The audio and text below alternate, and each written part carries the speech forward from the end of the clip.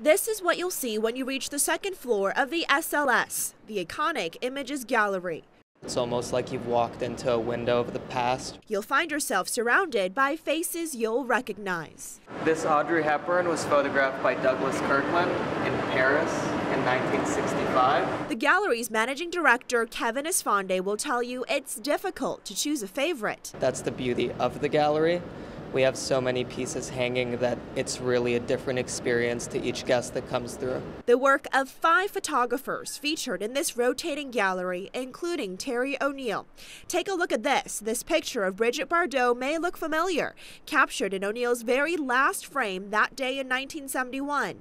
And this one from 1968 of Frank Sinatra at the Fontainebleau in Miami. It's Terry O'Neill's very first photograph of Frank Sinatra. Then there's this duo by Michael Mobius of Marilyn and Audrey that's become quite popular.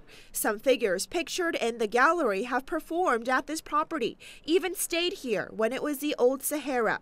A taste of history with a twist of fame. Where you get to experience these amazing moments in time that all of the great photographers we represent were there and captured with all of these great people. On this, the last day of 2014, I, Reed Cowan, have officially found my happy place.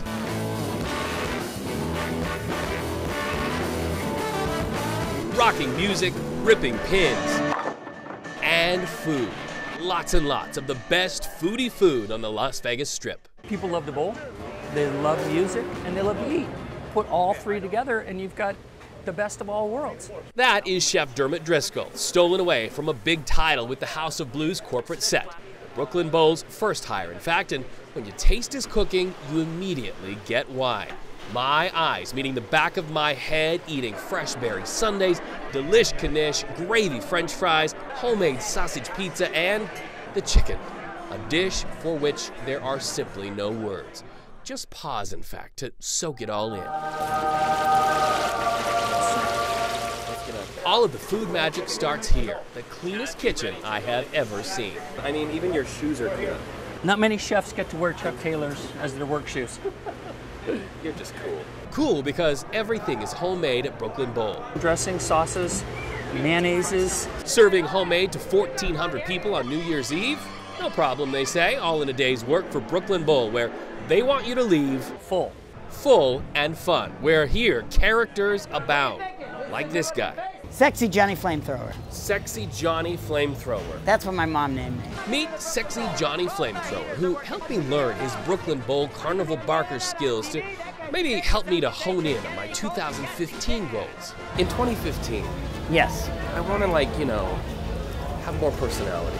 You want to have more personality. You know, I feel like I'm a little dry. You train me to be a Johnny Flamethrower? If you want to be a sexy Johnny Flamethrower, what you first... a sexy Johnny Yeah, the sexy is important. So you got to first put you got to put that on the front of your name. Instead of like Doctor or Mr., sexy first. Exactly. You just came up with a new hashtag. That's it. Hashtag sexy. Hashtag sexy. And then your name. You're really going to make sure you got your voice warmed up. My diaphragm. Your diaphragm warmed up. You just got to assess your crowd. You're too good looking. You're too good looking. That's right. The Brooklyn Bowl says you're too good looking. This guy says you're too good looking. Hi. That's good. Solid diaphragm. There we go. Mission accomplished. Food, bowling, music, and my new hashtag. Sexy first. Sexy first. That'll be 25 cents. Sexy first. Banana split. That's right.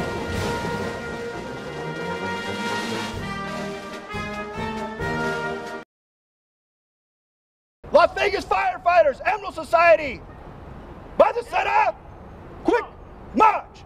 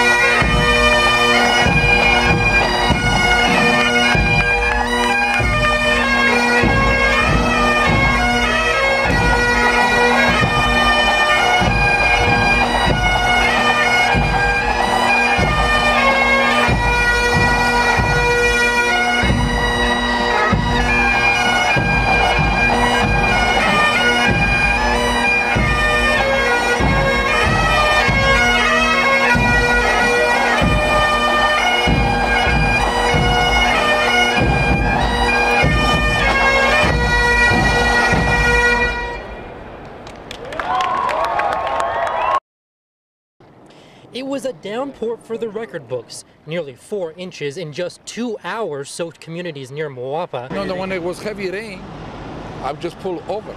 A deluge that this area hasn't seen since 1981. Hundreds of homes evacuated and nearby farmland flooded. But we came through, it was dry, some spots, but there was a lot of water standing near Las Vegas. The rains came and went, but Mother Nature left her disastrous mark, tearing up parts of Interstate 15. We had a lot of rain earlier, a lot of water on the roadway, vehicles stuck, so it has definitely caused a lot of damage to the roadway. At least 15 calls to first responders were made for swift water rescues. We want to remind people not to drive through moving water. Deep water, moving water, you'll get stuck and it's very dangerous. But now this popular roadway is at a standstill. So at this point we're trying to assess whether it's drivable and safe to drive on for people to travel through. Leaving travelers with few options, especially for commercial truckers like Randy and Catherine, who have taken it all in stride, even popping up the grill. Yeah, we're hungry. They're prepared for a long wait. We can't go back to Vegas. We got to head towards North Platte, so we're stuck out here. We're hungry.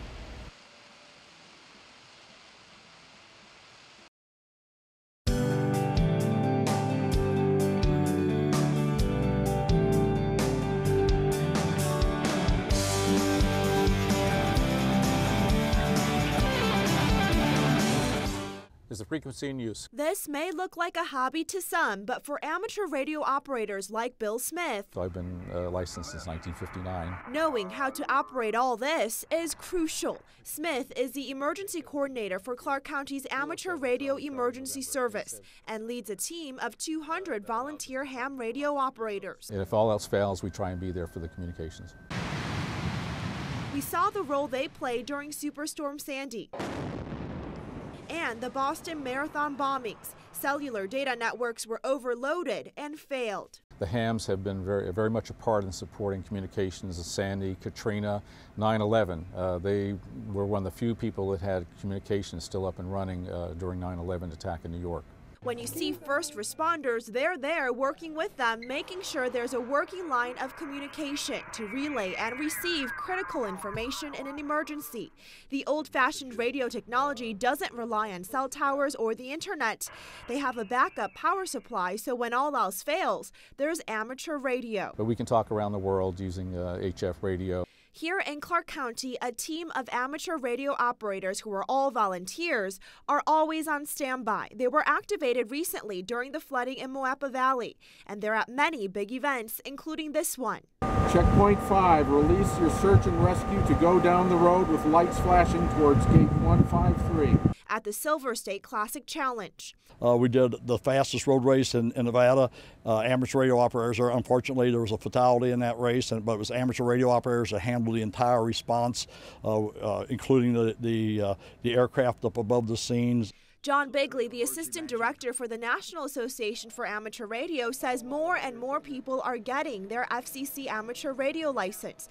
There are 4 million worldwide and more than 7,000 who have their license in our state, including 9-year-old Zorian Cannell.